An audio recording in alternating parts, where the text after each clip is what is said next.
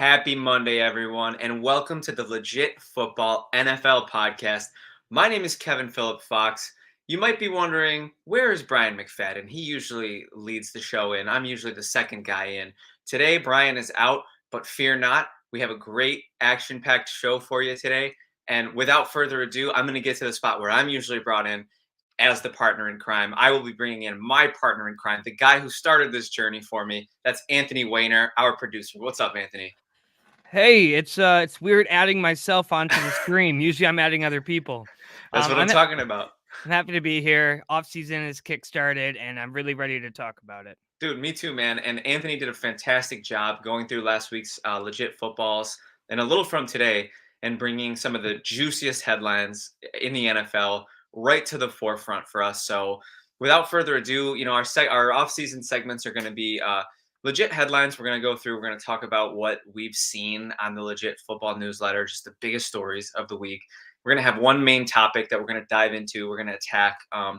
And spoiler alert, today's legit, the all of them are great, but the last one, the main topic of the day, it is juicy. Let me tell you, we have a name and a team, and that's the starting off point, but it's going to get crazy with all these. I'm just going to say it, Anthony. Okay. I'm sorry. For those who don't like spoilers, mute your podcast for like 10 seconds. We're going to dive into free agent wide receivers, and we're going to have some fun little games with that. So anyways, without further ado, I would love to just dive in, Anthony. What do you think about that? Legit headlines? I'm ready for it. What's the first one? Let's dive in. First legit headline.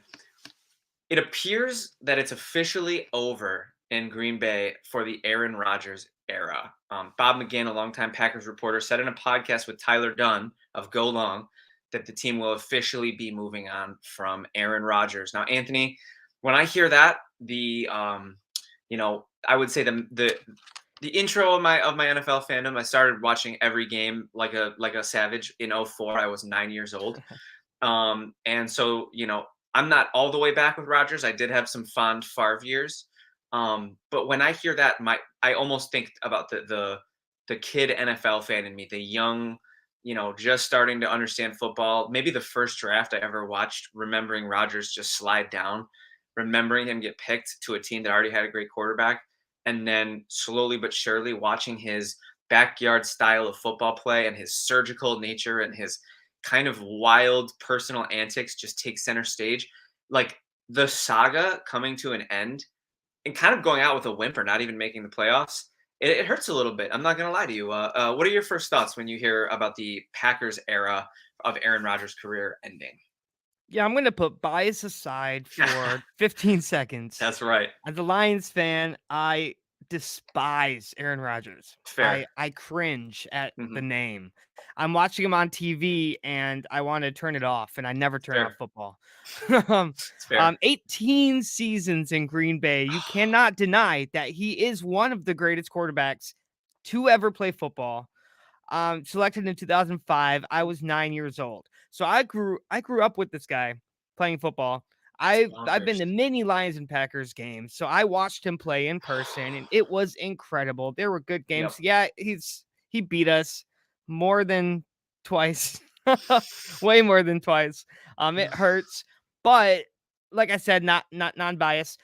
He is a quarterback that he has the potential to bring a team to at least to the playoffs, whether that's the Jets or the Raiders. He couldn't do it with the Packers. The Lions bested him. He lost Devontae Adams, and he was playing with rookies. Yeah. At that point, you were a grown man playing backyard football with little kids. So he's like, okay, yeah, basically get out of here. Green Bay said, we don't want you anymore. Aaron Rodgers said, good, because I quit. Like, you can't quit because we fire you. Basically, it's one of that kind of it's definitely like that. There's definitely some finger pointing going on, and there will be with Rodgers. You just know that he's gonna go on the media tour. He's gonna go on the tour and say, oh, this is what happened and yada yada. And we're gonna eat it up. I don't have as much of an appetite for Rodgers news this offseason as I've had in the past. So I think maybe we'll monitor that and this podcast, we're obviously going to cover all the biggest stories. So if Rodgers is making news and doing what he does, then we'll talk about it. But I am confident that the it's not going to be as much of a hype train as it was last offseason. I think where he ends up, if you take all the theatrics aside, which unfortunately that's going to be something that's going to be define Aaron Rodgers' career in the NFL. If you put theatrics aside, his landing spot is majorly, majorly impactful for the quarterback carousel. And we talked about the quarterback carousel a couple weeks ago. So if you haven't checked that one out, a couple weeks ago, we did a whole quarterback episode. I'm sure there'll be more quarterback episodes. Last Oh, week, of course. coaching carousel, we got wide receiver carousel today. You might have to censor that one out, Anthony, because I didn't give a spoiler. But that being said, yeah. So I guess maybe where my thought goes and what I think would be a fun thing for us to talk about is your gut instinct. I mean, bro, you got one shot, you got one guess. Where's he ending up? The Jets, I can see him ending up in New York. Just that New York media, it fits Aaron Rodgers' character. I Yeah. think Las Vegas, he'll be teaming back up with Devontae Adams, but Mm, I couldn't see Aaron Rodgers going from the Midwest to the West Coast in Vegas. It's too flashy for him. Rodgers is yeah. not a flashy guy. He's a down to business guy, and New York is a down to business team. And I just think that that'll be a better fit. Either way, I think he's going to have a successful season, whether that's playoffs or not. Yeah.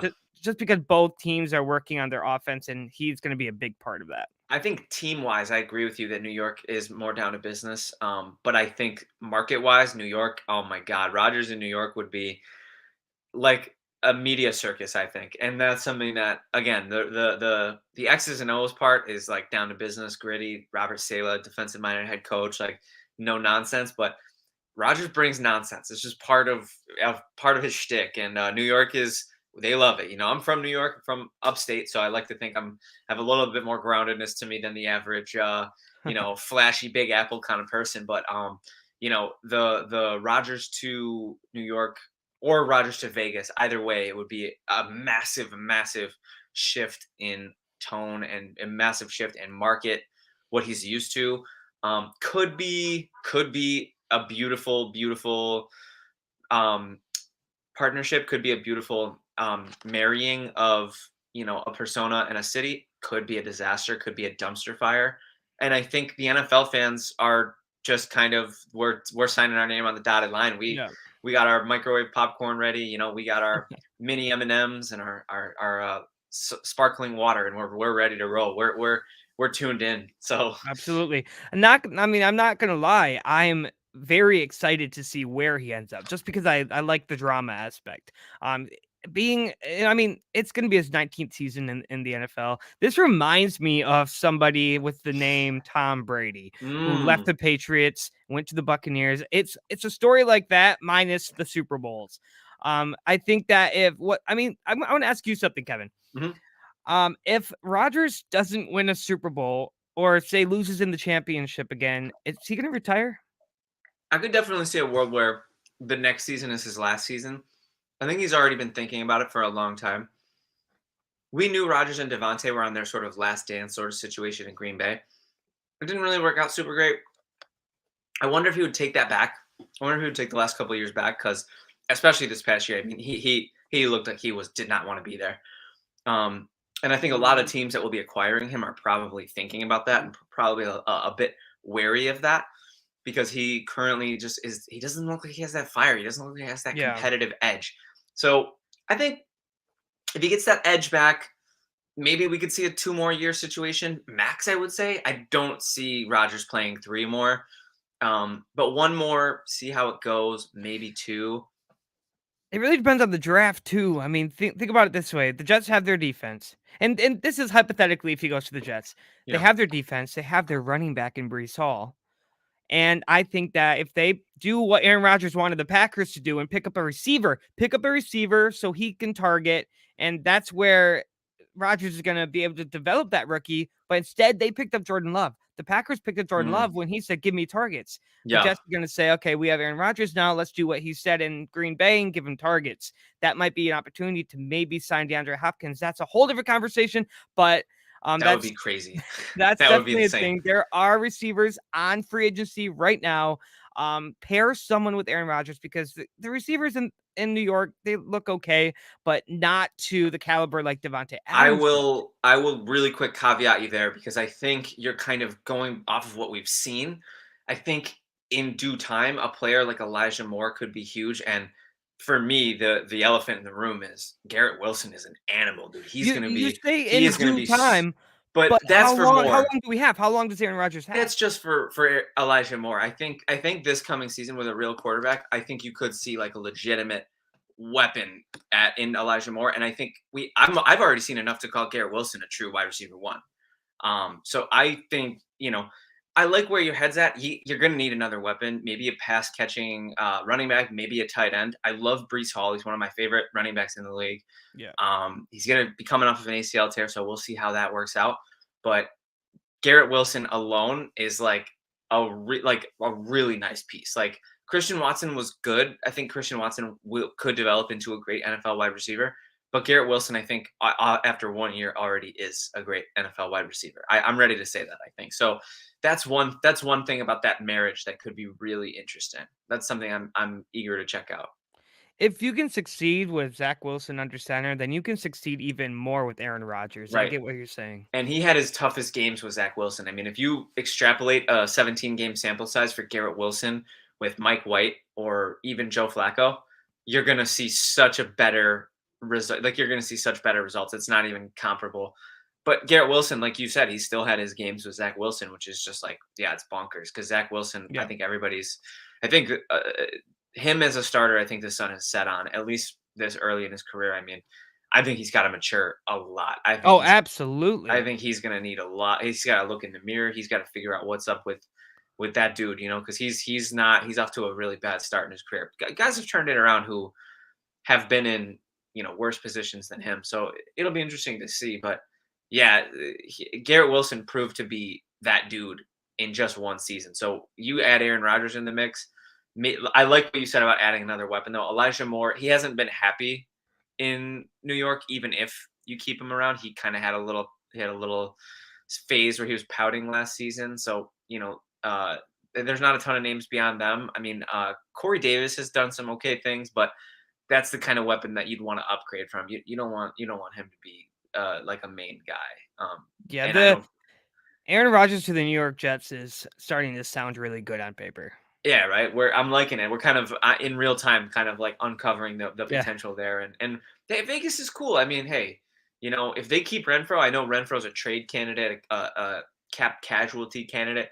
Renfro he's a great slot receiver. Devontae Adams is unreal. Darren Waller's unreal. Josh Jacobs, if he sticks around, Vegas's offense with Josh McDaniels and Aaron Rodgers would be terrifying. Like if Absolutely, they can, especially the reunion between yeah. Adams and Rodgers. That's going to be electric. And that would be a crazy story too. So a lot of stuff there with the Aaron Rodgers story, but I think we've done a pretty good job teasing it out thus far, and I Yeah. think I'm ready to move on to our next legit headline. Which, Anthony, if I'm going by order of importance, I think my next one is going to be the enemy headline.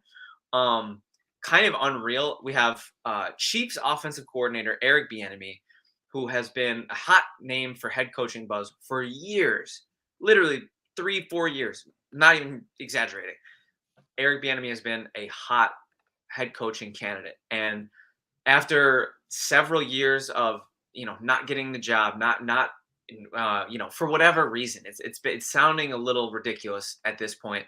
Bieniemy hasn't been able to crack that top role. He hasn't been able to crack that top head coaching role. So in a lateral move, I mean, it is a slight promotion because he's been named assistant head coach, but Eric Bieniemy has accepted the position of offensive coordinator for the Washington Commanders. First thoughts for me is unbelievable. Great come up for the Commanders because this guy's proven tried and true. The knock on him, which is just so silly, is that he doesn't call plays because Andy Reid calls plays. They just happen to have a head coach who calls plays. Nothing wrong with that. Not to say Bieniemy couldn't do it. He's been soaking him up. He's been soaking it up for years under Reid. So, personally, I'm super happy for the Commanders. I'm super happy for Bieniemy. I do think it's unnecessary. I've been saying that on this show and on my other podcast. I don't think it's fair that Eric Bieniemy has needed to do this much, jumping through this many hoops just to earn an opportunity to lead an NFL franchise. Anthony, what are your thoughts? So the Bieniemy hire, I think, is important for his career, just because he was not playing the calls. He was not calling the plays in Hmm. Kansas City, and having the ability to be the head coach assistant, where he will be calling the offensive plays in Washington, even without Patrick Mahomes, I think that that's really important for him to prove himself as a head coach candidate, as well as make Washington possible contenders. Yeah. Um, Even, I mean, Sam Howell, they did decide that they want to stick with him. So, how the development of Patrick Mahomes that Eric Bieniemy was a part of, could this be like a mirror image to Sam Howell's development? And I think that Wow. Eric Bieniemy might have a lot to do with that. That's a big, big ask. Is the only thing. It's like trying to mirror the development of anybody to look like Pat Mahomes is just kind of like kind of crazy. It's very similar to like Brian Dable with Daniel Jones. Everybody said, "Oh, he developed Josh Allen. Can he do for Daniel Jones what he did for Josh Allen?" And he did some great things for Daniel Jones. If we get Bieniemy is to Howell what Dable was to Dimes, I think the Commanders have to be stoked. Their fans have to Oh, be stoked. absolutely. Bieniemy has to be stoked because that will put him in position to earn a head coaching job. He's Yeah. this close. He's been on the doorstep for years, and my only fear is that the Commanders have such they have a long way to go as far as developing their roster. Their talent on their roster is not elite by any stretch. They've had a good No. defense past couple years. They regressed a little bit this past year. They have some pieces on offense. Terry McLaurin is outstanding. Brian Robinson looks to be very promising. Howell had a nice little, run at the end of the season. It'll be fun to see Howell see what he's got. I mean, he turned a lot of heads in the draft process last year, so you know always got to see what you have in a quarterback. I mean, and Bieniemy has, like you said, he's proven to be able to develop quarterbacks. So my only fear is that with the amount of development that roster needs, I don't want this to hurt his case for a head coaching job because I am rooting for him personally. So, Yeah, I mean, we're talking about a guy who led the greatest offense of our decade to 2 yeah, Super Bowls. yeah, Patrick Mahomes got 2 MVPs. I mean, this is the best offense. My girlfriend always says, "I love the Chiefs because it's fun to watch them play." she's not And wrong. that stuck with me because she's right. They are Yeah, very fun to watch play, and the enemy they has a are. lot to do with that. And Mhm. I mean, you can give a lot of credit to Patrick Mahomes. Now you have another young quarterback, but you also have McLaurin, Samuel Dotson, Antonio Gibson, Brian Robinson. They're all good names. They're all Yeah, household names we now. got a nice little They're roster there. young. Yeah, There's yeah, a lot of time to go. There's a lot to work on, to work with, and Bieniemy knows how to work with young guys that's and true. create an offense that can succeed. Yeah, I'm seeing what you're saying. I'm picking up what you're putting down. I don't want to overstate their talent on the offensive side of the ball. I do think it's nice. I don't know if it's top 10 positional units. I don't think Gibson's going to stick around. I wouldn't be surprised if he's cut, which sucks because I love Gibson. I really liked what he was doing his first couple years in the league, and I I don't know what happened. I don't know why he was in such a doghouse position with Ron Rivera last year, but wherever Gibson ends up, he's going to be an interesting name to watch. I don't think it's going to be Washington, but that's not to say that Samuel's a nice piece. Dodson could emerge into a great wide receiver too. I don't know if he's a one, but he doesn't need to be with McLaurin. So yeah, there's some stuff. There's they got something going on. They got something cooking. If the quarterback position evens out, I mean, anybody, with all due respect, anybody's an upgrade to Carson Wentz. So I mean, getting Howell in there and getting him some cracks at running the offense and running the team, that's definitely an exciting development, and it's great for Bieniemy to get the promotion. I think we're all in agreement that it's tired and he deserves to have more of an opportunity. And I'm stoked that at least the ball is moving forward. It might not be at the pace that we all want, but it's at least the ball's at least rolling down the hill at this point. So fingers crossed that it works out for them because I'm rooting for Bieniemy. I'm on a top 15 watch because in the last 6 years, the Washington Commanders have not been a top 15 offense. Mm, And so I'm trying to see if that can change. If in 6 years you hit top 15, that means Eric Bieniemy may have a lot to do with that. yeah. I'm also rooting for him. I mean, if we're gonna grade this move for the Commanders, it's an A because Oh, slam it's an dunk. offensive, genius, and I think that he's gonna be really good for this offense. It's an A for the Commanders. It's an A for Bieniemy for getting the upgrade.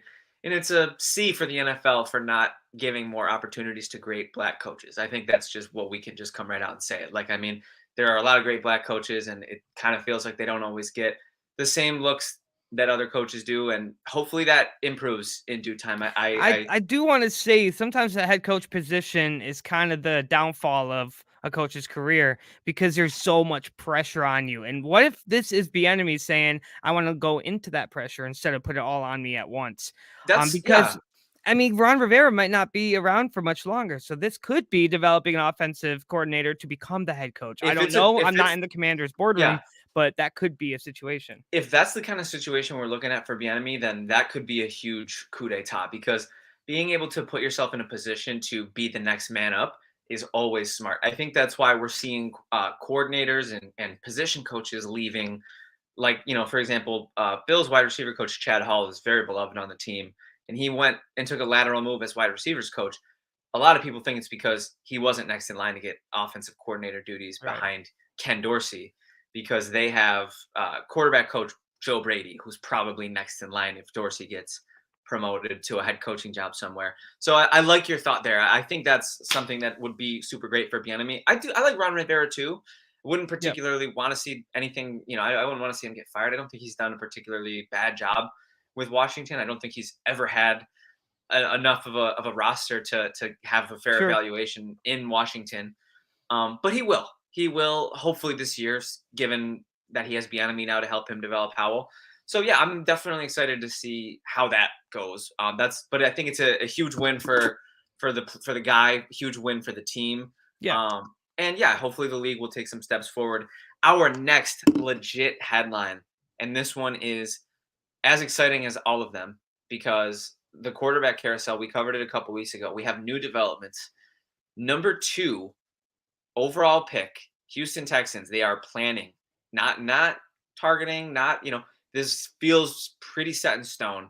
They are planning to use their number 2 overall pick on a quarterback. That's a bombshell because that means they can't smoke screen, right? They can't pretend, they can't, it's out. They want to draft a quarterback at number 2, and there's 2 guys at the top of the draft, CJ Stroud and Bryce Young, that everybody is looking at with those top 2 picks. Anthony, what are your thoughts on Houston taking a quarterback at 2? So this is definitely what you want to do if you're Houston. So now it really comes down to who. And I think that this is if you took like Garoppolo or Carr or Rodgers, you were going to have success for maybe 2 or 3 years, and then you'd be back at square one. Instead, they're picking a rookie to develop and become their franchise quarterback. I personally think that that is the man, Bryce Young from Alabama. Mm, He is thinner. He's a smaller quarterback, yeah. but his athleticism, his decision making kind of matches what they were trying to do with Davis Mills in Houston, and I think that's a very good comparison just because of the mobility and the athleticism that Bryce Young has can fit that scheme. CJ Stroud, you don't know very many Ohio State quarterbacks that have found success in the NFL. I don't think we can name one. I guess you could argue Joe Burrow, but he graduated from LSU Yeah, after yeah. transferring, so I don't think Right, that counts. right. Um, and another one is Hendon Hooker. I think he's more of like a third round quarterback from Tennessee. Yeah, that's a bit, yeah. Will Levis from Kentucky it has Now been in that's a talks, name. so that's been talked about. Yeah. Who do you think they're gonna pick? Stroud, Young, or Levis? I think a very interesting domino that's going to have to fall before we can really assess this situation is what's going to happen with the Chicago Bears and quarterback Justin Fields. Because there are a lot of rumors floating around that the Bears are looking to move on from Justin Fields and Ooh, select a quarterback at 1. that's crazy. They just picked him up. They just Personally, picked Justin Fields I'm up. not a big fan of that move because Justin No, Fields has proven to be a competent starting NFL quarterback. Look, it's the team he around him that's struggling. You can't even say Justin Fields is a struggling I quarterback. agree. I'm glad that you feel so strongly about it because I kind of feel very similarly as well. Like I kind of am in a similar position of not liking these kinds of discussions. I'm not a Yeah, big fan that Fields is kind of being, I don't want to say cast aside because there's nothing official that says that, but they right. have the number 1 overall pick and they're staring down a handful of generational potentially talents in Young and Stroud. So I do understand the impulse. And you could probably get a haul for Fields too. I mean, there's so much. Oh, Chicago's in such a good position. Getting the 1 this year was such a huge win for them. I mean, Yeah. obviously they had to lose a lot of games to get it, so it's a win in kind of a roundabout way, but So let's talk a hypothetical real quick. sure. We'll move away from the Texans for 10 seconds. Yeah, yeah. If they do pick up Will Anderson, what's going to happen with Justin Fields? What's going to happen with the receivers that they're lacking? What's going to happen with the run game that they're lacking? The offensive line that can't protect Fields. What's going to happen if they draft on defense? Do they need to draft on offense so Justin Fields can succeed?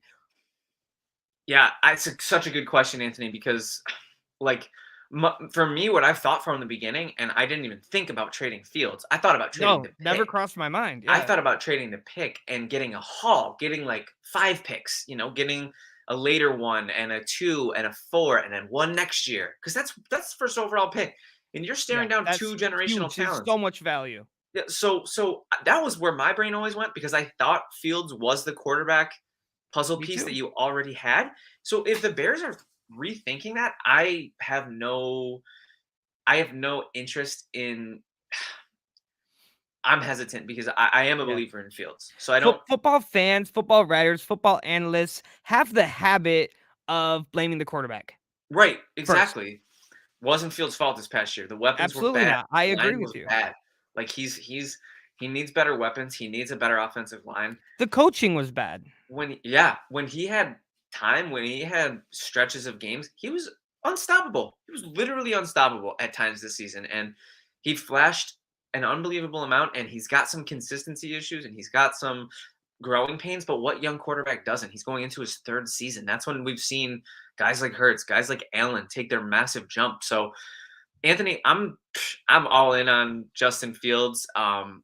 I'm not afraid to proclaim my love for him on this show. I'm staking my reputation on this show, saying that I think Justin Fields deserves a crack. And if he gets traded, I hope he ends up in a good situation. Yeah. As far as what that looks like for Chicago, I mean, it's never bad to get a 1. It's never bad to get the, No. the first overall pick if and have a generational talent at QB. It just sets them back a couple years. So that'll be interesting. And then Houston, right? We've been talking about Chicago this whole time. I didn't mean to take us down that rabbit hole, but I'm glad we were on the same page with Fields because I think Yeah. he's being treated unfairly. Um, Houston is probably going to end up with the other guy. Whoever doesn't go at 1, whether it's Chicago or another team that trades up, they're probably going to end up with the other guy. And I think they both look pretty darn good. I think they both look Mhm. Stroud or Young. I like Levis is a name in the later, not later rounds, but like later top 10, maybe 15 that I could see. I think he'll go early because quarterbacks, especially tradesy quarterbacks, they tend to go early, and we have a lot of teams that are in need of the quarterback Oh, position. absolutely. There Yeah, is a scenario that I saw, and I want to ask you about it. So that first round pick is worth a lot. What would happen if the Indianapolis Colts I tried thought to about trade that for it to too. take a quarterback? I thought about that too. If they try to leapfrog Houston, then Houston is staring down losing their guy, which Yep. whoever they were gonna go for it too, they obviously have a guy that they want.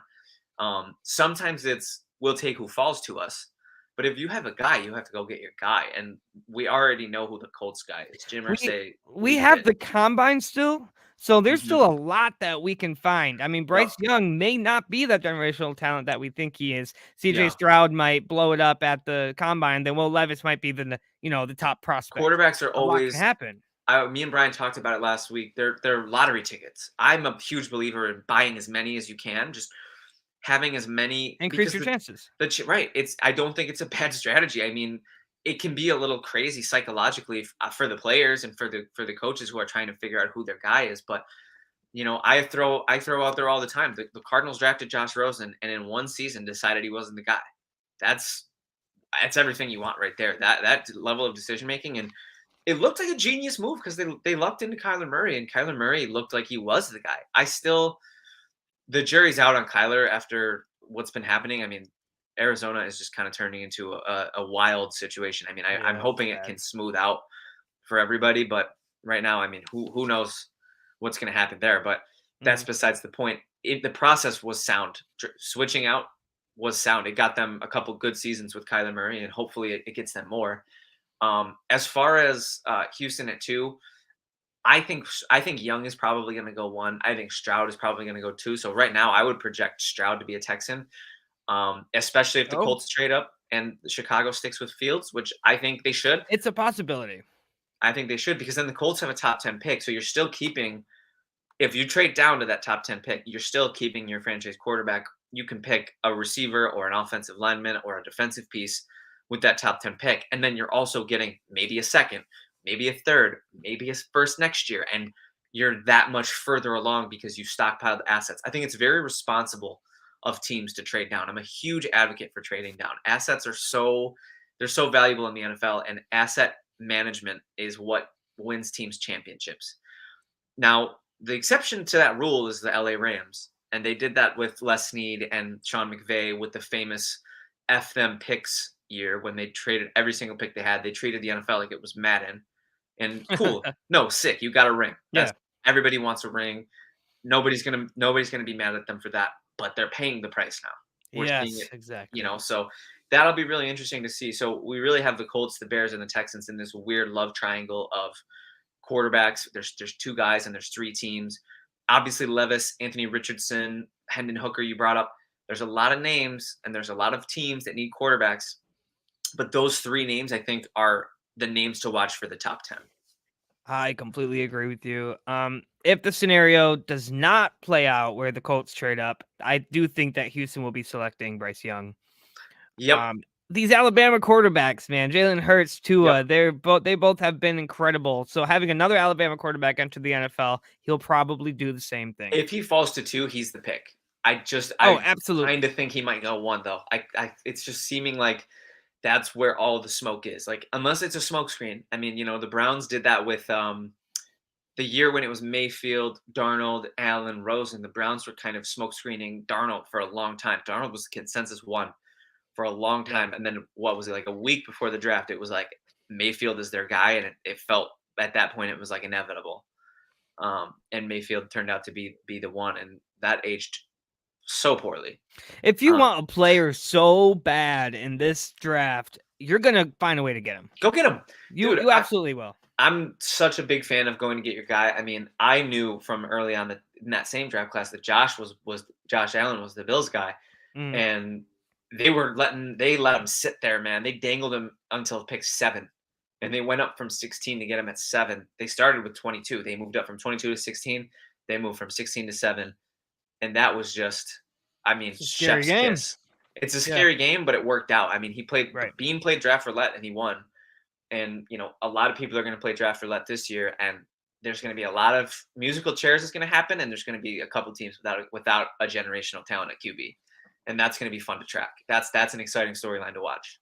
Absolutely. I'm excited to see it. So, do we have any more legit headlines before our main topic? That's it. I think it's time for our main topic. I think it's time for our main topic too. We're going to start off with the headline that Legit Football put in the newsletter today. If you're not already subscribed to the daily newsletter, shame on you. If you listen to this podcast, you should be. If you watch our daily TikToks, you should be. But legitfootball.com, go subscribe. Free daily newsletter, 6 headlines a day. We post them on the TikTok. We post them on the YouTube. Be checking this stuff out because we absolutely love churning out content because we all love football. We all want to talk about Yeah, football all the time. It's not a joke. It's not a bit. It's real. We are here to talk about football. We all are football fans that love football, and we're just happy that people like want to listen and want to participate. So thank you to the listeners as always. Now the headline that Legit Football put out, it was in today's newsletter. Pro Football Focus projects wide receiver Michael Thomas to potentially land in Kansas City. Now that is a wild, wild pairing, okay? yes, it Because is. Michael Thomas hasn't put it together for a couple years, but if he does, and if he puts it together in Kansas City, that could be an unbelievable get for Patrick Mahomes and Andy Reid and that offense. I like the fit a lot if Thomas is healthy. I'm a Yeah. huge, with all due respect to Michael Thomas and everything he's accomplished in his career, I'm at the point where I feel like the sun has kind of set on him myself. Like I don't think he's got wide receiver 1 years left. I might be tripping.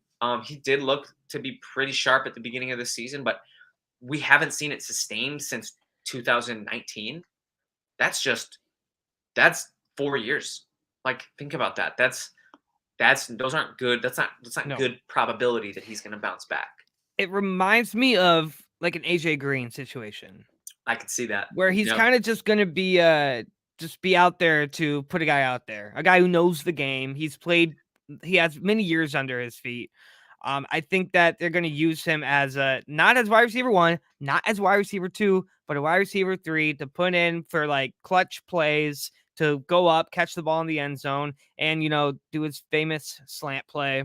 That's all he Yeah. knew how to do in New Orleans. Him and Breeze Um, had something special, man, and Mahomes is special like Breeze. So I if was a big that's fan of Michael Thomas back in the day me in his too, prime, and he me got too. hurt, and I'm like, and then you hear Michael Thomas, you're like, who? Like, we're still talking about this guy. We're like, this is actually Yeah, his name is on our screen right now. Why?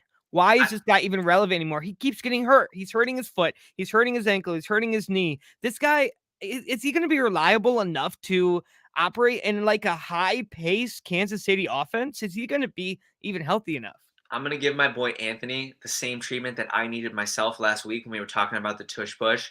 We're gonna breathe in and we're gonna breathe out because I feel your frustration. Okay, like there are certain stories in the NFL and there are certain things that unfold where we're like, I don't want it to unfold this way. And Right. you seeing Michael Thomas continue to get this wide receiver 1 treatment when he just hasn't earned it for years. I understand your frustration. And I would say I'm a shade or two less hot on my Michael Thomas hatred. I'm definitely lower on him than what I've seen. There's still, like you said, there's still people who talk about him like he's this elite wide receiver. We've Yeah, seen we've seen those years. He's got the potential. There's no doubt, but he hasn't put it together. And when he did, it was for such a short amount of time that what evidence do we have that he's going to snap out of his health woes anytime soon? exactly. I We just we saw what he can do, but that was back then. What can he do now? Do you wait yeah and see, or do you pay him a bunch of money to come play for your team just to find out that he's washed? yeah. Is that worth the risk? Are you gonna wanna take that risk, especially if you wanna get back-to-back Super Bowls?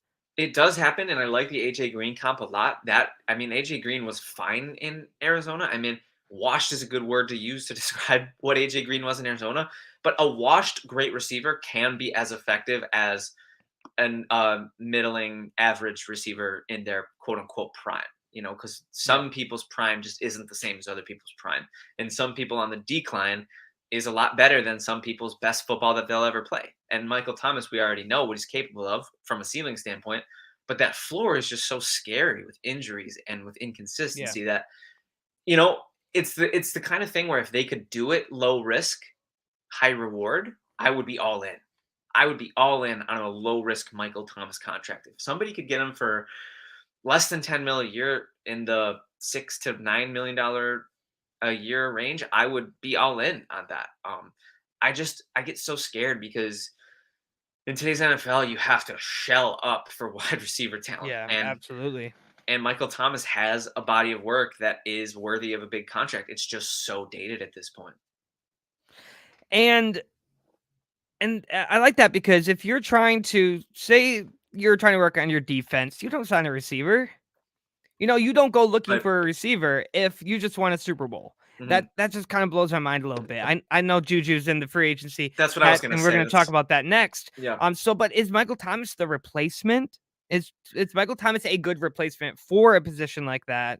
It's a Um, similar thing. The age difference is kind of a big concern for me because durability exactly. wise, we don't know if he can hold up the way that Juju did. I mean, Juju, say what you want about Juju, but he is a tough player. He takes a lot of hits and he keeps trucking. I mean, he's got his history with injuries, but he's as tough as a player, as tough as a wide receiver as there is.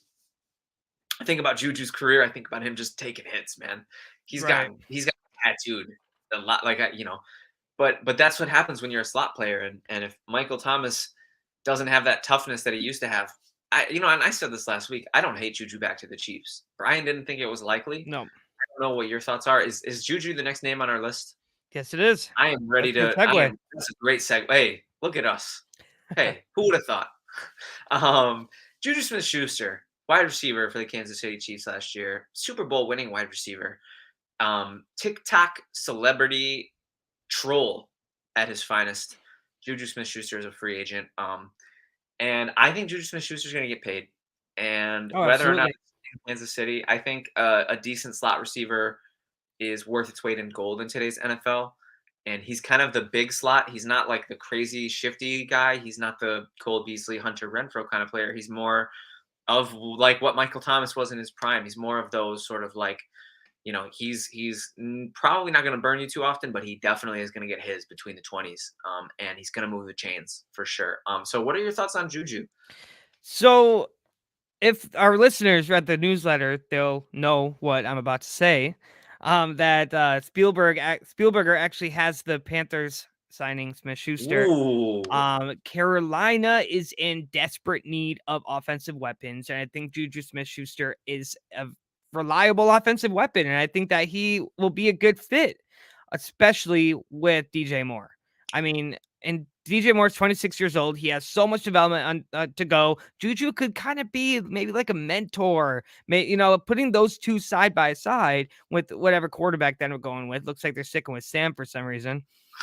Um, Who knows? Right. And so having those two receivers back to back or side by side, I think it's going to be good for Carolina. And I think adding Smith Schuster will really help their roster. They're a very pass heavy team after trading Christian McCaffrey. They've been focusing on that pass, and Juju Smith Schuster can be a good fit in that pass heavy offense.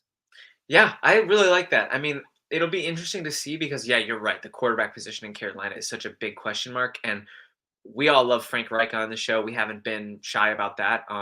And that's a great hiring for Carolina. And if he gets his hands on a younger quarterback or a rookie quarterback or a veteran quarterback who's a stud, Carolina's a team to watch. And if they could bring in a weapon like Juju to, put aside to complement DJ Moore, and I think they need to add at running back a little bit. Foreman and Chuba, they were a nice little two-headed monster last year with Raheem Blackshear mixing in at times. Tommy Tremble at tight end. I think they need to upgrade their cupboard. Whoever their quarterback is, I think they need to stockpile his assets. But that's besides the point. Juju in Carolina, I like it as a fit. If Juju doesn't sign in Carolina, I still think Kansas City's a team to watch.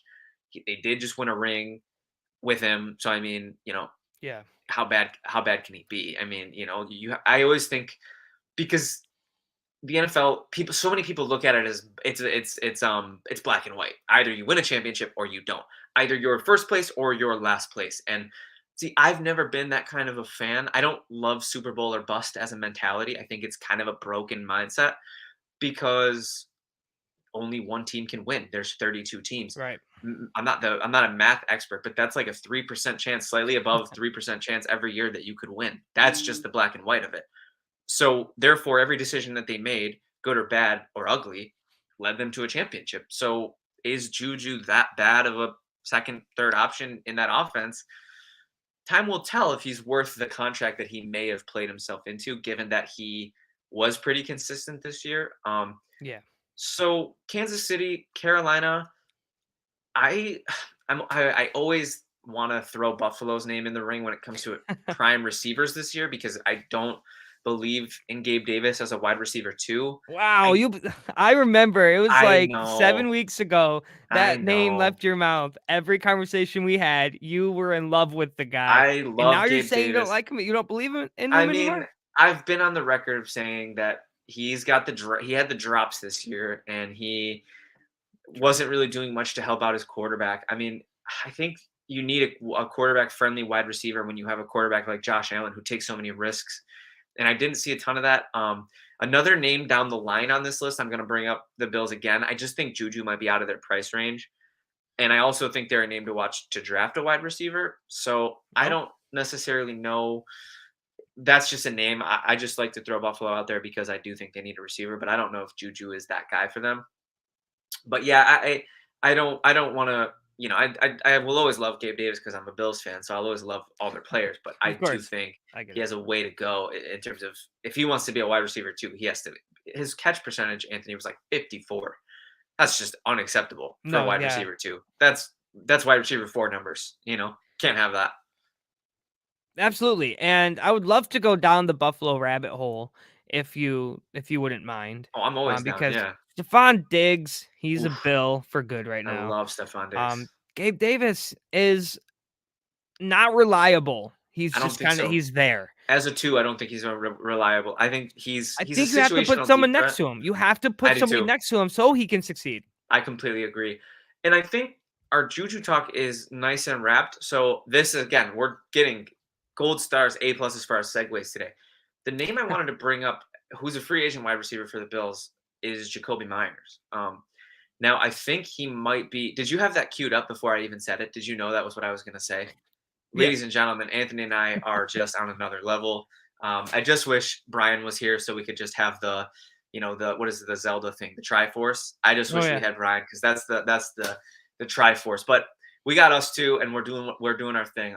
Jacoby Myers is a name I like to bring up for Buffalo because he is such a good separator. Okay, players Oh who yeah. I was excel in just the about to say slot that. players who excel in the slot are just they're worth their weight in gold. I'm going to keep saying that. I mean, look, every single team that made it deep in the playoffs had two or three great receivers. Okay, the Yeah. Chiefs have Travis Kelsey, but he counts as two. So, but every other team, you're looking at AJ Brown and Devontae Smith. You're looking at Justin Jefferson and Adam Thielen. That's not so much for the stretch of the playoffs, but they're both great receivers. Yeah, You're absolutely. looking at Joe Burrow's throwing to T Higgins, Jamar Chase, and Tyler Boyd. Like, get great quarterbacks, get QB ones, several wide receiver ones. As crazy as that sounds, I mean, T Higgins could run in NFL. If he was the wide receiver one on any other team, it would be fine. And he's the two, and Boyd would be a great two, and he's the three, and that allows for other weapons like players like Hayden Hurst, players like Joe Mixon. That allows for them to have more opportunities because the defense has to respect T Higgins and Jamar Chase. So give me Jacoby Myers on the Bills. I don't know, again, contract wise, I don't know how realistic it is that they can, because I think Jacoby also could get paid. Um, Yeah, I, I agree with I that. think him sticking in New England is the most likely scenario, but I don't see it, you don't honestly. see it. You don't see it. Okay. I see them creating a brand new offense in New England. I think that Jacoby Myers isn't a fit for what they're trying to do. Do I know where I think he is a fit? Yeah, let's hear it. He's going to be catching passes from the Houston Texans rookie quarterback. Ooh, I like I it. think the Texans are going to pick him up. Calling your shot. I think they're going to give their rookie somebody reliable right off the bat. They need somebody. Yeah. Somebody who can create that separation. Yeah. Because when you're coming right out of college, it's going to be very hard to adjust. But if you Yeah. have a receiver like Myers who can play the slot like he can, I think that you can kind of show off a little bit because he's going to be wide open in Right. multiple scenarios. Yeah. And I think that that'll be really good for Houston. I think Jacoby Myers should go to Houston. I think they need to pick him up. He's a very quarterback friendly wide receiver. So if you pair him with a young quarterback who might be honing in and calibrating on just how accurate they need to be in the NFL, a Yep. player like Jacoby Myers with that kind of ability to separate, that is exactly what a young quarterback needs. I Absolutely. remember there was such a stark difference between watching Josh Allen as a rookie throwing to Kelvin Benjamin and Andre Holmes, I think, and I couldn't even tell you a lot of it. It was so the cupboard was bare.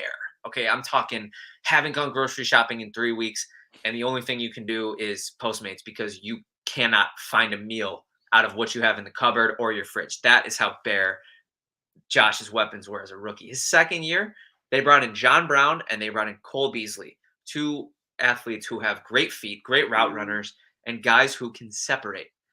That is what the Texans will need for their young guy. And I think all teams who have young guys who are finding their way in the NFL should do the same thing. The Bears, I mean, they thought Chase Claypool was this big move last year, second round pick that they traded for him, and it ended up being the 32nd pick. That's a first, Anthony. That's a first because Miami lost their first round pick, Yeah. and they traded it for Chase freaking Claypool. Like, what's he gonna do? What separation does he get? I don't want to hate on him. I love Notre Dame, especially their wide No, receivers and same. tight ends. Yeah. They're great, but that's not. He doesn't get separation. No. Justin Fields needs a guy who gets separation. That. So maybe Chicago's a team to watch if they stockpile those assets. Maybe Chicago's a team to watch. I don't know, but all I know is wherever Jacoby Myers goes, he's going to be such a weapon for whatever Oh yeah. quarterback is throwing the ball to him. He's a stud. Absolutely. He's one of those guys that if I were a quarterback, I would want him on my team. because he's able to get open. Yeah. He's able to get. We said this 20 times already. He can get separation. Yeah. That's very important for Yep. especially the short game that Houston relies on. If you're Yeah. a rookie quarterback, you're not throwing 75-yard bombs yet. No. Maybe a few here and there if you have the lead, but Right. you're going to be passing short. You're going to be Yeah. getting used to your receivers. In the Exactly. first 6 weeks of the season, he's going to be making sure to target Jacoby Myers if hypothetically he does make it to Houston. Yeah. But yeah, that's all I have on Myers. I just think he's a really good receiver for a young quarterback. Absolutely. How many names left do we have in our gold tier of We the have free agent receivers? 2, Odell Beckham Jr., household name right Woo! here. OBJ. Um, Why don't you lead us off with OBJ? I've been okay. taking all the leads on these receivers. I'd love to hear what you think about OBJ. So Odell Beckham Jr., Super Bowl ring with the Rams, tore his ACL. That was terrible for his career. Everyone felt bad. We're like, oh no, like this dude's a legend, and now he's out for the season. He did still get his And ring, he so did he did get his ring. He's in free agency now, and Dallas Cowboys are mm, the in talks to sign Odell Beckham Jr. And I think that with Dak Prescott and Odell Beckham Jr., I think that that can be a very important duo. Jerry Jones loves this idea. I think that him and CD Lamb, they might just make Dallas a top 10 offense. I could see it. What do you think? so what I've gathered so far is that you're still fully a believer in Odell Beckham Jr.'s talent. No, not a believer, but I do think that he can add depth to an offense that needs it. Okay. He can Because give CD Lamb an opportunity to be open because they're probably going to want to double cover Odell yeah, Beckham because he can make catches, he can get yeah. out, he can get open. So I think that he can open up their pass game. For that, I don't think he's I mean maybe top 25, I can say Okay. right now.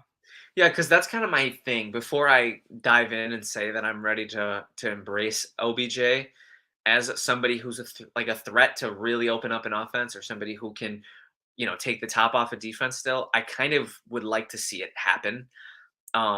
The kinds of injuries that he's had and the consistency with which he's sustained them, I'm kind of a little bit lower on him than what Oh, I've seen. And this past offseason, and during the season, the OBJ sweepstakes were just kind of to me a little ridiculous. The amount of courting that was happening, Buffalo, Dallas, the Giants, everybody wants a piece. And as a Bills fan, I was a little hesitant. I'm going to be honest with you. I would have embraced it because I love a good story. I love a good narrative. I do love the occasional big personality, but I do think they can be a little toxic for certain locker rooms. So the OBJ thing is weird for me because I want to remember the New York days and I want to yeah. look at what he did in LA as a potential sign of what's to come. But he has just been so banged up in his career, and I'm a tad nervous that that will be something that slows him down for the rest of his career. He might end up being more of a wide receiver three moving forward than a one or two, which in Dallas, they have Michael Gallup, they have CD Lamb, they have a nice little, they have a nice little collection of weapons. If they bring back Tony Pollard, I like what you said about how he could help Dak out. I would be a little bit more nervous if he was the Bills' contingency plan for wide receiver two because I don't know how much more consistency you're getting there in a 30-something-year-old OBJ as opposed to another year of Gabe Davis developing and a rookie per se, or like a guy waiting in the wings like a Khalil Shakir, who I like a lot. Hopefully to be maybe a future slot guy for the Bills, but OBJ is an interesting name. I'm glad you brought up Dallas. I will say, just given what we saw last year, I think you have to think the Giants and Buffalo are probably going to be. They're probably going to throw their hats in the ring as well. So it'll be an interesting one to track. This one's Yeah, one I'm where I'm excited to watch that one. I'm a little less. This is less about football and more about the theatrics that we've already seen. I don't think this is as cut and dry as the other ones. I would put OBJ more in the Michael Thomas bucket as opposed to the Juju and Jacoby bucket, where I think Okay. a little more of a mixed bag. I think you're kind of. I think what you might have in OBJ and Michael Thomas is what's behind door number three, whereas I think the other guys you kind of know Juju and Jacoby have a lot left. I think they have a lot left in their tanks, and I don't necessarily. I'm not super confident. I think I would say I'm more confident that OBJ has something left in the tank than Michael Thomas, More confident, yeah, than but Michael Thomas. they both have a lot of OBJ almost has, like, comeback player right. energy, you know, He where he does. could I come agree. out of this crazy injury and just Yep. do really well. Michael Thomas, it's not looking that way, It'll be if we have to interesting. compare them. Those are the two names. I think we have tiers, and I think Jacoby and Juju are I think they're higher tiered to me than OBJ and Michael Thomas. But the Michael Thomas and OBJ signings, they would be high risk, high rewards because Anthony, they're gonna garner big contracts. I believe that. I think Oh, there are absolutely. teams that are gonna pay them because everybody needs competent receivers. This is for the most part a passing league. I mean, I know this year we had some interesting developments where defense kind of started learning how to stop the pass a little bit more, and we had Yeah. some teams have to rely more on running, which was cool to see. But we have one more name left for our free agent extravaganza, and Mr. Anthony, you're Yeah. going to take the lead on this one as well because of the logo on your DJ hat. Chark. I want to so badly just pay the man and say, "Come to Detroit, do what we're trying to do. Come with us to the Super Bowl. Um, let's do it. Let's stay with Jameson Williams and I'm gonna Ross St. Brown and Brock Wright and Zylstra. Get passes from Jared Goff with our incredible offensive line." I don't think so. So I do You think don't he's think it's going coming to. back? I think he's gonna dip into free agency. Wow. As much as I don't want him to, his speeches in the locker room after he got that game ball. And he was such a good receiver. He got hurt for a couple weeks, but then came back. He loved Detroit. So to see him walk away, I'm more or less confused Was that a and 1 year sort of deal? concerned. It was a 1 year deal. They Oof, wanted to that is see a tough pill. it is. It absolutely is. Just seeing his energy in Detroit, I thought he was gonna. I don't know whose side this is on. I don't know if DJ Chark's walking away. I don't know if Detroit. They haven't been talking about it. It's kind of been hidden in the dark. We're in the dark Yeah. here. But if he does leave, just like Hawkinson, I will move on. I will It's a start getting 1 year sleep thing. again. We're we're football fans, man. Look, this is something that I love talking about. So we're football fans, and it don't matter if a player's been with the Bills for 10 years or one. If they are fun to watch on Sundays, you want to see them stick around. I mean, Yeah. some of my most painful memories as Bills fans were when players that I loved were either cut or retired. Fred Or Jackson, Matthew Stafford. Kyle That's a big Williams, one. players like that, seeing them, Shady McCoy, he was kind of unceremoniously cut by the Bills. Those kinds of situations where you watch them, you grow a fondness for them if they're on your favorite team. And I think about players like Emmanuel Sanders. He played in Buffalo for 1 year. He had Mhm. such a great season with us, and then he retired, and it was like, man, it's sad. And so DJ Chark, yeah, I would feel your pain if you guys lost DJ Chark. The Lions do have one thing going for them, and I'm gonna say this is the Kevin Phillip Fox word of the week, and you could say that about me every week, but it's culture. Oh, Dan Campbell's absolutely. created a Yep. culture, and we already know Jamal Williams wants to go back to Detroit. I wouldn't be surprised if other I mean, great. even Ben Johnson turned down multiple head coaching offers to stay in Detroit because of the Yeah, culture. Like, that's incredible. yeah, it is going to be a fascinating development. I think Chark specifically. Look, you're going to look at a lot of these teams that need like a deep threat per se. Chark has that potential. He's got that down the field potential. He's very quick, got some speed, did some great things with Jared Goff. He was I mean, great in he's a deep threat. yeah, He threatens that deep game. he was great in Jacksonville. I'll never forget the year when Jacksonville had who was it? Who was the one that year when Chark went out and just caught all the touchdowns? There was a guy everybody thought Blake Bortles? it was Blake Bortles. no, I think it was the Minshew year. Minshew was the guy who was funneling Chark targets. If I recall correctly, I think it was I think you're right because I remember a few yeah, plays where it was like maybe a 40-yard pass right into the end zone, and he was like yeah. wide open every time. Chark, he's got separation again. He's another one. He's a Oh big yeah, he's name. great deep. And so I think the Lions are a name you have to look out for. The Chiefs, all the contenders. We have a list. I mean, I would love to on Friday. I would love to circle back and look at all the teams that are wide receiver needy, because right now we're looking at Carolina, Buffalo, Kansas City, Detroit. I'm trying to think if there's anyone else. I think New Orleans you could probably make a case for, but they're in cap hell.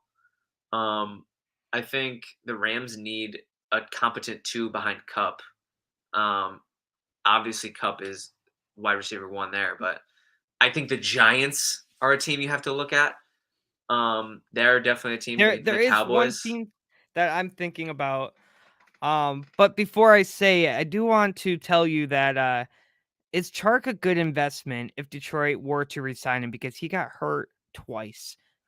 Would resigning because it's a 1 year, $10 million deal, $6 million Yeah, guaranteed. He yeah. only played in maybe 7 games last season. Would that be a bad investment for Detroit if they were to resign him? That's a good question. The whole injury prone thing is really interesting. The more I get into football analysis and X's and O's and trends and analytics and all that, and I'm excited to talk to Brian about this because that's something maybe we can bring up on the Friday show because I want to hear his thoughts and I would love to hear your thoughts. But as a fan, we're a very emotional. We attach labels to players that are emotion driven, and one of those is injury prone. I mean, a lot Yeah, of injuries are just happen. It's kind of a little bit freakish, and it's not. I think we would be wrong to say that there aren't people who are just built for it, as opposed to people who aren't. So that's where the line is. But a lot of people say that injury prone is a mislabel and that it's not a valid or fair assessment or label to slap on a player. I don't know if how I feel about it because I don't know if I've done the literal medical research to be able to say whether or not I think certain injuries or certain players are more likely to repeat or more likely to. So I'm glad you brought that up because you know what the saying is: the best ability is availability. That's football 101. That's right. sports 101. And we'd be lying if we said we didn't see more players consistently miss time as opposed to other players. So, therefore, it's a great question. And Chark, we'd have to look at his body of work in Jacksonville. I don't remember about his injury history much, but I don't. I do feel as though it didn't feel like he was on the field a lot this year. I saw him Yeah. on a lot of fantasy waiver wires because of how inconsistent he was at getting on the field. So that being said, ceiling wise, he's a great player, and Oh, absolutely. like you said, deep threat wise, he can take the top off of defense, and he was a huge asset for Detroit when he was healthy. So that being said, it's important to think about what you said. It's important to think about the injury part, but whether or not we think injury prone is something that is a real thing or if it's a myth, that's something I'm going to be excited to dive more into this offseason and maybe look at some advanced metrics to quote our partner in crime, our brother Brian. Let's see, Yeah. Anthony. Do you want to wrap our thoughts up on Chark and then we'll take this puppy home? Yeah, I'm done. We've been at this for an hour. It's been fun. We love this. So Chark does have a fit somewhere that I've been thinking about, and it's actually a division rival. Oh no. Can you guess what division rival I'm referring to? I think my the thing that I'm thinking, I think there's two teams that I really think he would fit in well on, and I think that's either Chicago or Minnesota. Minnesota. Yeah, That's the one that I think that his deep threat ability yeah, can give Justin Jefferson more opportunities. I think yeah. that having to cover two deep threats is going to be very good for Minnesota's offense. I That's don't want pretty to see it. interesting. I think it'd be really. I mean, I'm already watching Hawkinson play for the Vikings. Now I have to lose Chark Yeah, to them too. Like yeah. that That would be a hurts, tough pill. That would be a tough pill. So I I think he's a really good like fit there. what KJ Osborne does for them in that role. I think Chark would be similar. I don't know if correct me if I'm wrong. Is KJ Osborne does he have one more year left with Minnesota or if KJ Osborne is I think sticking so. around, I think they're pretty similar players as far as deep threats and complementary weapons. I wouldn't be surprised if they did bring in DJ Chark and still had KJ Osborne and Justin Jefferson all on the field at the same time. That's a trio right there. Oh, That's a scary absolutely. trio. Yeah, I could I definitely don't. see that. I think Thielen's going to be a cap casualty.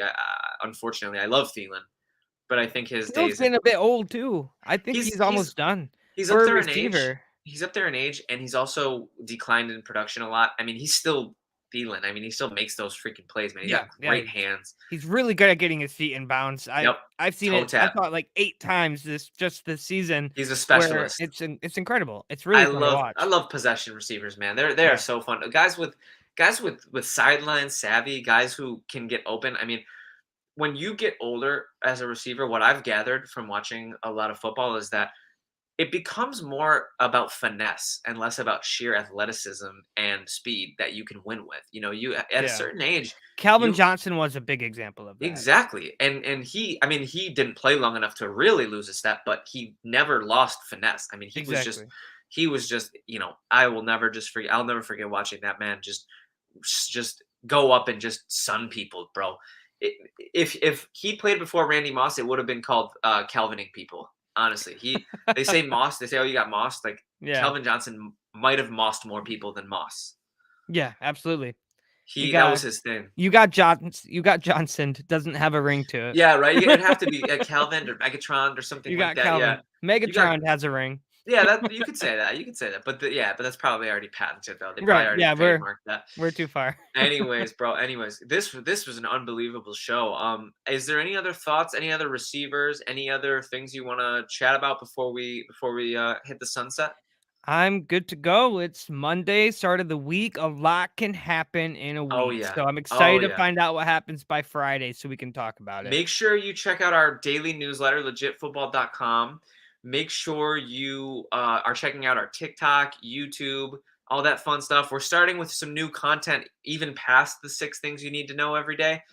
So keep your eyes peeled for that. Me and Brian and another plethora of great guests will be back on Friday to continue to do what we're doing. Today was great, Anthony. What Yeah, a fun discussion. great time. I love the breadth of topics that we covered. Anthony, as the producer, you stepped in beautifully as co-host today, man. I could not be more grateful for you and everything you do. Can never overstate that. You're the goat. And is there anything else you want to let the great people know before we march off? Sign up for the newsletter, Yeah, legitfootball.com. It is free. I read it it's every game morning changing. and I love it. I love to see different things come out. I look forward to it. I wake up and that's the Yep. first thing I go to on my phone is my email so Not I can read Twitter, that article. not Not TikTok. Twitter. No, He doesn't go straight every to time. Fortnite. He goes straight to he goes straight for the Legit Football podcast. Or for the Legit Football newsletter. Everybody should. I feel so informed when I'm talking to my It's friends amazing. who are like, "Oh, like what's going on in the news?" Like I know everything. Like it's a great way to stay up on the information. So definitely sign up. We missed Brian, but Brian will be back. Definitely send some love to Brian. Everything's good. It's not like anything's wrong with him, but just Mm, because he deserves it, send some yeah. love to Brian. And Okay. this has been the Legit Football Podcast. Anthony, we are out, my friend. All right. We Go are out. Lions. Hey, go Bills.